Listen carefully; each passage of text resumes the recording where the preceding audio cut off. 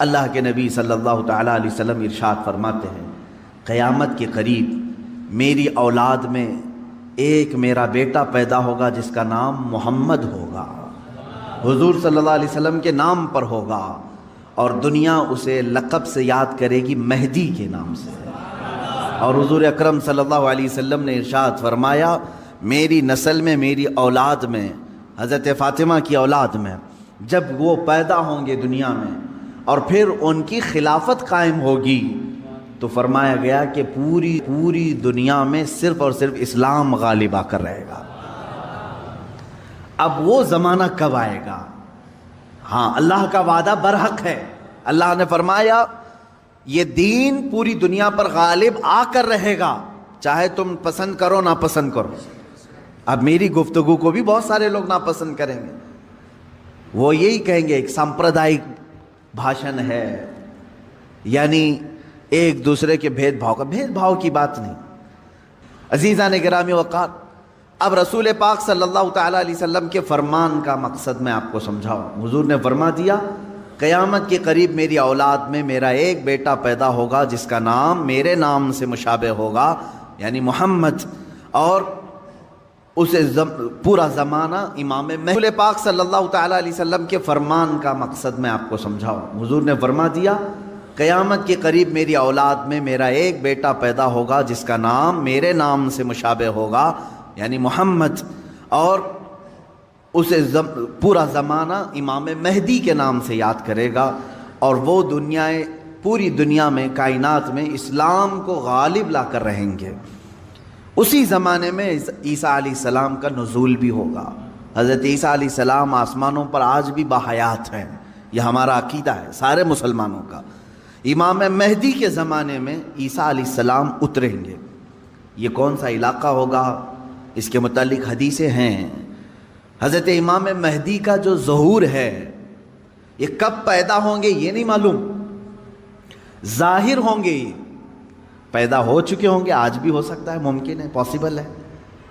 جب ان کی عمر پاک 30-40 سال کے آس پاس ہوگی، اور یہ مکہ مکرمہ میں خانہ کعبہ کے طواف کے دوران ایک لشکر آئے گا جو خانہ کعبہ کو ڈھانے کی کوشش کرے گا، حملہ کرے گا، اور حضرت امام مہدی دعا کریں گے۔ آپ کی دعا کی بدولت اللہ تعالیٰ اس آئے ہوئے لشکر کو زمین میں دھنسا دے گا۔ لوگ اسی دن پہچان لیں گے اور ان کے ہاتھ پر خانہ کعبہ کے سامنے بیعت کریں گے۔ اب یہاں سے امام مہدی کا ظہور ہوگا، لیکن اتنا آسان نہیں ہے کہ سب مہدی مہدی کرتے ہوئے ان کے پیچھے چل پڑیں گے، بلکہ ان کے جانی دشمن بن جائیں گے وہاں کچھ لوگ جو ان کو قتل کرنے کی یا ہلاک کرنے کی کوشش کریں گے۔ امام مہدی اپنے متبعین کو لے کر ملک شام کی طرف چلے جائیں گے۔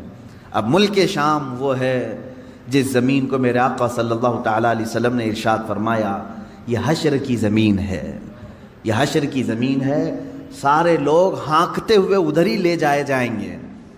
آج شام سے سب بھاگ رہے ہیں، بمباری ہو رہی، لیکن میرے آقا نے فرمایا ایک زمانہ ایسا آئے گا کہ سب ہجرت کر کے ملک شام کی طرف جا رہے ہوں گے، سب جمع ہو رہے ہوں گے، ملک شام جمع ہو رہے ہوں گے، اور وہاں امام مہدی پہنچیں گے، اور وہاں آپ کی خلافت قائم ہوگی، اور عدل و انصاف اس قدر ہوگا کہ پھر وہ زمانہ آئے گا کہ شیر اور بکری ایک ساتھ چر رہے ہوں گے، کوئی ایک دوسرے پر حملہ نہیں کرے گا، اتنا امن قائم ہوگا۔ یہ رسول پاک صلی اللہ علیہ وسلم کی احادیث میں ہے۔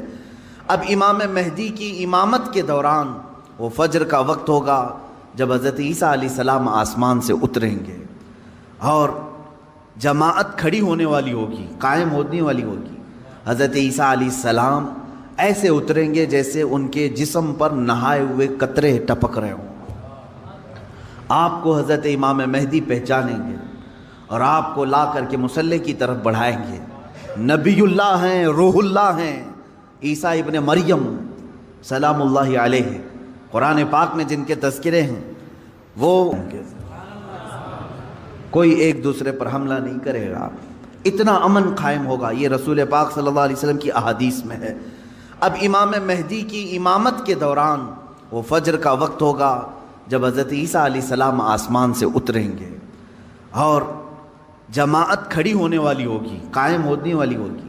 حضرت عیسیٰ علیہ السلام ایسے اتریں گے جیسے ان کے جسم پر نہائے ہوئے قطرے ٹپک رہے ہوں۔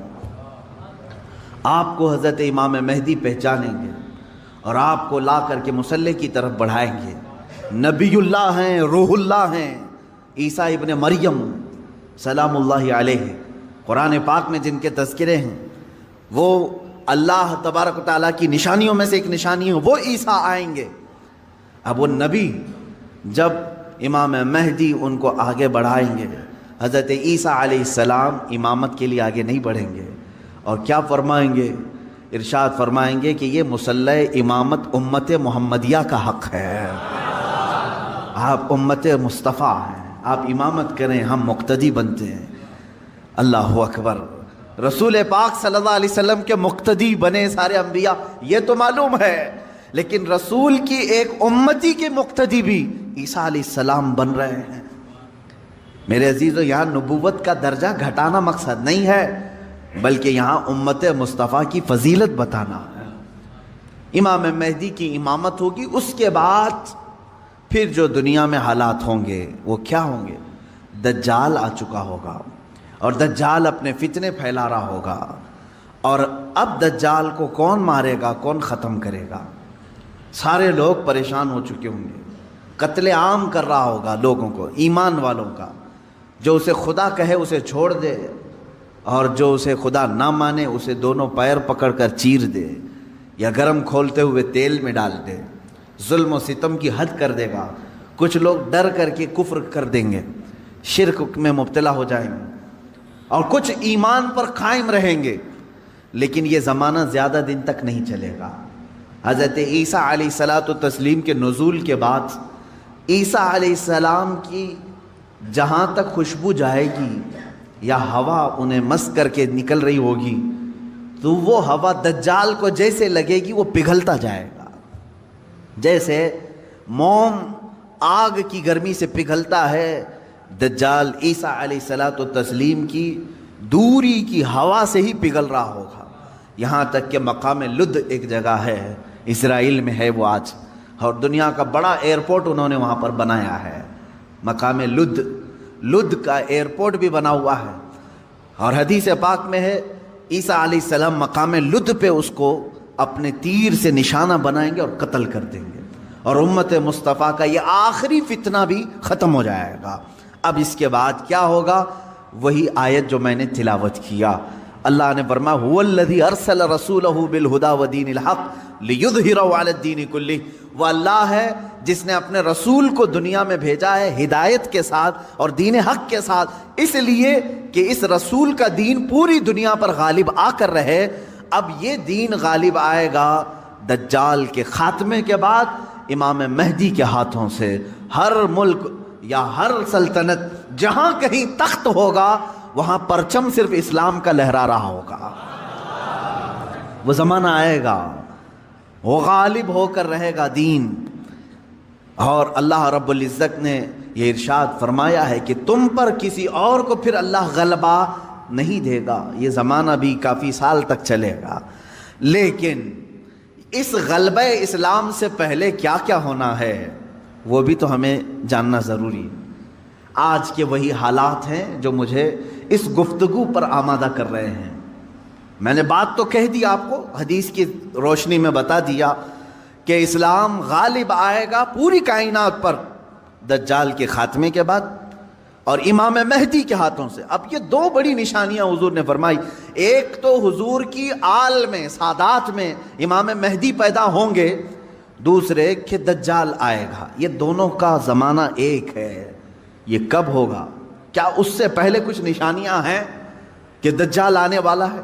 میرے عزیزو، ہم سے زیادہ نشانیاں یہودی پڑھ کر کے انتظار میں ہیں، عیسائی پڑھ رہے ہیں۔ ایک بات یاد رکھیں، دجال کے دشمنوں میں ہم ہیں اور عیسائی ہیں۔ وہ دجال کو بھی اپنا دشمن سمجھتے ہیں، عیسائی، وہ اینٹی کرسٹ ہے، عیسائیوں کا بھی وہ دشمن ہے، لیکن یہودی اس کو اپنا مسیحا سمجھتے ہیں۔ وہ کہتے ہیں ہمیں نجات دلانے والا، ہمیں پوری دنیا میں غالب کرنے والا، جیسے آج ہم حدیث پاک پڑھ کر کے کہہ رہے ہیں امام مہدی آئیں گے اور پوری دنیا میں اسلام غالب ہوگا. یہودی یہ کہتے ہیں لوسیفر آئے گا یا دجال آئے گا جس کو وہ مسیحا کہہ رہے ہیں, اور وہ ان کو نجات دلائے گا سارے ظلموں سے اور پوری دنیا میں ان کی حکومت قائم کرنے میں ان کی مدد کرے گا. اور اس لیے دجال کے آنے سے پہلے جو جو نشانیاں ہونی ہیں یہ یہودی خود کر کے دکھا رہے ہیں. کیا ہے؟ بڑی مقدس کتابوں میں یہ باتیں لکھی گئی ہیں. دیکھنا دجال کے آنے سے پہلے دنیا میں ایک بڑی علامت یہ ظاہر ہوگی کہ دنیا حق کو باطل بنا کر پیش کرے گی اور باطل کو حق بنا کر پیش کرے گی. یہ ہے آج سچ کو جھوٹ میں تبدیل کر کے دکھا دیا جائے, شعبدہ بازی, اور اچھے خاصے لوگ بھی, پڑھے لکھے لوگ بھی اس کو جھوٹ سمجھنے لگ جائیں, یعنی سچ کو جھوٹ بنانا اور جھوٹ بات کو سچ سمجھانا. یہ اس کام میں اگر سب سے زیادہ مہارت کسی کو ہے تو یہ دجالی میڈیا کو ہے. میڈیا آج دجال کے آنے کے راستے ہموار کر رہی ہے, اور خود عالمی میڈیا کی بات کر رہا ہوں میں, پوری دنیا کی میڈیا اس میں ملوث ہے. ذہنوں کو ڈائیورٹ کر دینا, اصل مدے سے بھٹکا دینا, یہ کام کون کر رہا ہے آج؟ سب سے زیادہ میڈیا کر رہی ہے. میرے عزیزو, سچ بات کو جھوٹ بنا کر پیش کرنا یہ دجال کے آنے سے پہلے ہوگا, اور کثرت سے ہوگا, کثرت سے ہوگا. یوں سمجھ لیں ایک پرہیزگار متقی شخص کو لا کر کھڑا کر دیا جائے گا اور اسے 100 لوگ بولیں گے یہ چور ہے, چور ہے, چور ہے, اور دنیا سمجھنے لگے گی کہ ہاں شاید چور ہے. دنیا سمجھنے لگ جائے گی. یعنی تقریباً 90% لوگ ان کی باتوں پر یقین کرنے لگ جائیں گے کہ شاید یہ چور ہے, شاید یہ چور ہے. اور اسی طرح کسی ظالم منحوس چور کو لا کر کے وہ کھڑا کریں گے اور کہیں گے یہ پرہیزگار ہے, یہ پرہیزگار ہے, پرہیزگار ہے, اور دنیا اس کو پرہیزگار سمجھنے لگ جائے گی. کیا یہ دونوں چیزیں آج کرنے کے لیے پوری social media, internet, news channel نہیں ملوث ہیں؟ اس میں چوروں کو حکومت پر بٹھا کر کے ان کی فضیلت بیان کرنا ہندوستان سے زیادہ ہمیں کہاں نظر آئے گا؟ سب سے زیادہ ہمیں یہاں نظر آتا ہے جو پورے کے پورے ملک کو گبن کر کے بیٹھے, اسے مسیحات اور اسے لوگوں کا ایسا بے کسوں کا کس جس کو کہا جائے ایسا بنا کر پیش کرنا, یہ میڈیا کا رول ہے. عزیزان گرامی وقار, پورے ذہنوں کو ڈائیورٹ کیا جائے گا اور تقریباً یہ جادو کی طرح اثر کر جائے گا لوگوں پر. مثال کے طور پر ایک جادوگر کسی محلے میں آتا ہے, شعبدہ بازی دکھاتا ہے. پہلے تو ہوتا تھا سڑکوں پر ہی کھڑے ہو جاتے تھے, سانپ کا کھیل دکھانے والے, یا کسی بچے کو لیٹا کر چادر اوڑھا کر اس کی گردن الگ کر کے دکھانے والے, یہ شعبدہ بازی ہوتی تھی. لیکن ایک بات یاد رکھیں, لوگ گھیرا ڈال کر دیکھتے تو ہیں, اس میں 90% لوگ صحیح سمجھ لیتے تھے, جبکہ وہ آنکھوں کا دھوکہ ہے. بہت ساری چیزیں اتنے شارپ طریقے سے وہ جادوگر کر کے دکھاتا ہے کہ تمہاری آنکھوں کو دھوکہ ہوتا ہے. لیکن میرے عزیزو, اسی مجمع میں 5 یا 10% ایسے لوگ بھی ہوتے ہیں جو اس کے ان کاموں پر یقین نہیں کرتے. ہے ہر زمانے میں جہاں پر بھی جو جادو دکھا رہا ہے اس کے مجمع میں پورے 100% لوگ یقین کرنے والے نہیں ہوتے. چند لوگوں کے دلوں میں شک ہوتا ہے کچھ تو اس نے گڑبڑ کیا ہے. اب یہ وہ لوگ ہوتے ہیں جن کی عقل سلیم ہوتی ہے اور دل پاک ہوتا ہے, ان کے اوپر جلدی جادو اثر نہیں کرتا. اسی طرح میرے عزیزو, آج کے زمانے میں یہ جو دجالی نظام قائم ہے اس کا اثر بھی بھولے بھالے لوگوں میں تقریباً ہو جاتا ہے, لیکن سلیم فطرت والے جو عقل سلیم رکھتے ہیں ان پر ان کا جادو اثر نہیں کرے گا. اب آپ سب کو میں پہلے سے آگاہ کر رہا ہوں, اپنے ذہن کو, اپنے عقل کو سلیم بنا کر کے رکھو. یہ کیسے رہے گا؟ اللہ کی باتوں پر یقین رکھو, اور اس کے علاوہ جو بھی کہے گا, اللہ اس کے رسول کے علاوہ جو بھی کہے گا وہ سچ بھی ہو سکتا ہے, جھوٹ بھی ہو سکتا ہے, مگر میرے مولا کے قول میں جھوٹ کی طرف شائبہ بھی نہیں, سچ ہی ہوگا. جب تمہارے ذہنوں میں یہ بات آئے گی تو پھر تم دنیا کو 100% ایمان لانے والے، یقین کرنے والے نہیں رہیں گے۔ آج دیکھ رہے ہیں آپ، میں مسلسل پچھلے ایک ہفتے سے دیکھ رہا ہوں، فرانس میں جو گستاخی ہوئی اور اس کے پاداش میں جو کچھ بھی حالات ہوئے سب کو معلوم ہے۔ فرانس میں جو کچھ ہوا اس پر ڈیبیٹ انڈیا میں بھی چل رہا ہے۔ ہندوستان کے ہر نیوز اینکر اس کو لے کر کے گرما گرم بحث کر رہے ہیں، اور کچھ ایسے لوگوں کو لا کر بٹھایا جاتا ہے، مجھے ان کے بارے میں معلوم نہیں، وہ پیڈ ہوتے ہیں یا بکے ہوئے ہوتے ہیں، یا ان کو اسکرپٹ یعنی سکھائی جاتی ہیں، لکھ کر کے دیے جاتے، پتہ نہیں کون لوگ بیٹھتے ہیں۔ آپ کو عام لوگ ہیں آپ، مجھے معلوم ہے، لیکن میں آپ کے سامنے گفتگو کر رہا ہوں، سنیے۔ ایک اسکول کا ٹیچر بلیک بورڈ پر کارٹون بناتا ہے رسول پاک صلی اللہ علیہ وسلم کا، اس کی شکایت بھی ہوتی رہی لیکن وہ باز نہیں آیا، اور اسی علاقے کا کوئی ایک نوجوان اس سے برداشت نہیں ہوا، اس نے جا کر کے اس کا سر قلم کر دیا۔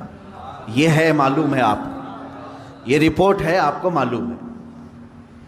اس نے سر قلم کر دیا، وہ اس کا اپنا پرسنلی معاملہ تھا، عبداللہ شیشانی جو بھی ہے۔